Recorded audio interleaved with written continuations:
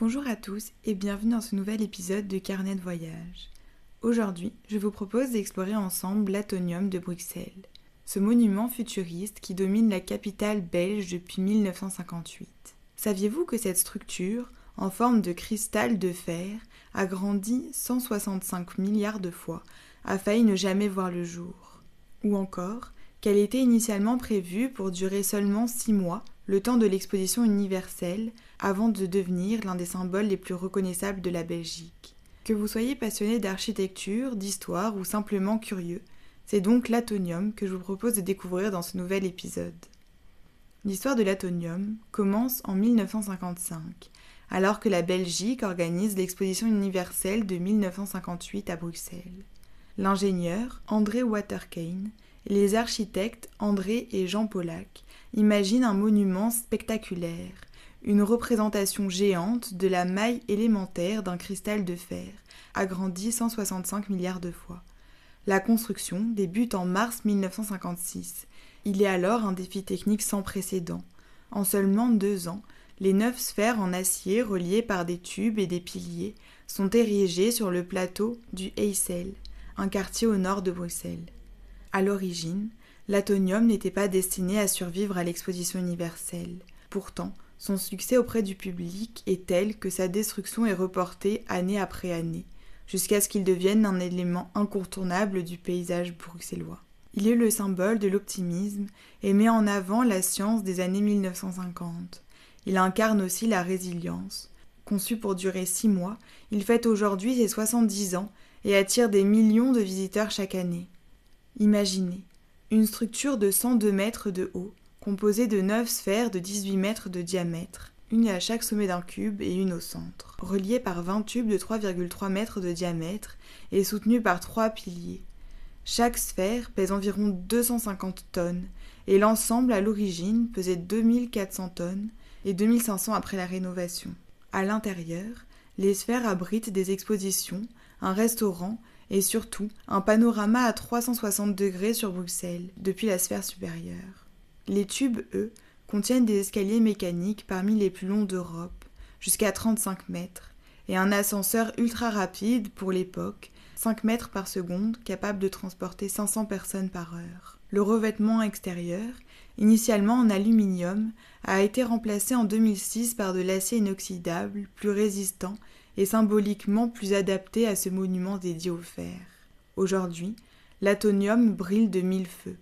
Littéralement, ces sphères sont illuminées la nuit, reproduisant le mouvement des électrons autour d'un noyau atomique. L'Atonium est entouré de nombreuses légendes et anecdotes. J'en ai sélectionné 5 qui, je l'espère, vous en apprendront un peu plus sur ce monument emblématique. Les 9 boules et les 9 provinces de Belgique. Une croyance très répandue raconte que les 9 sphères de l'Atonium représentent les 9 provinces de Belgique telles qu'elles existaient en 1958. En réalité, il s'agit d'une coïncidence. La structure était purement scientifique, inspirée par la maille cristalline du fer. Mais cette légende est encore bien présente en Belgique. Un monument éphémère devenu éternel. Saviez-vous que l'Atonium était conçu pour durer 6 mois seulement? À la fin de l'exposition universelle, il devait être démonté. Mais face à son succès, les Bruxellois ont refusé de s'en séparer. Aujourd'hui, il est l'un des monuments les plus photographiés de la Belgique. Son histoire pourrait faire penser à celle de la Tour Eiffel. La bataille du droit d'auteur. Jusqu'en 2016, la Société belge des auteurs, compositeurs et éditeurs revendiquait les droits d'auteur sur les images de l'Atonium. Résultat, il était interdit de publier des photos du monument sans payer des redevances. Cette règle a même inspiré un concours photo où l'Atonium était effacé des clichés. Heureusement, la liberté de panorama a été adoptée en Belgique en 2016, permettant de partager librement ces photos. La pièce de 2 €. En 2006, pour célébrer la réouverture de l'Atonium après sa rénovation, la Belgique a frappé une pièce commémorative de 2 € à son effigie. Aujourd'hui, ces pièces sont très recherchées par les collectionneurs. Le Grand Prix de Bruxelles. Entre 1960 et 1962, le Grand Prix automobile a été organisé non loin de l'Atonium, une époque où le monument était au cœur de l'actualité sportive belge. L'Atonium est un symbole culturel majeur en Belgique. Il apparaît dans des films, des séries et même dans la littérature. En 2013, la chaîne CNN l'a classé comme monument le plus bizarre d'Europe. Il inspire aussi des artistes, des expositions temporaires dédiées au design et à l'innovation qui sont régulièrement organisées. Et le Design Museum de Bruxelles, situé à proximité, prolonge cette vocation artistique.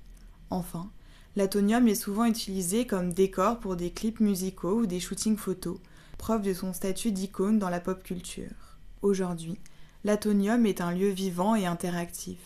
Voici ce que vous pouvez y découvrir. Tout d'abord, de nombreuses expositions. 6 des 9 sphères sont accessibles au public. La sphère permanente retrace l'histoire de l'exposition universelle de 1958 et la construction de l'Atonium. Une autre sphère accueille des expositions temporaires sur les thèmes variés, design, sciences, art, etc.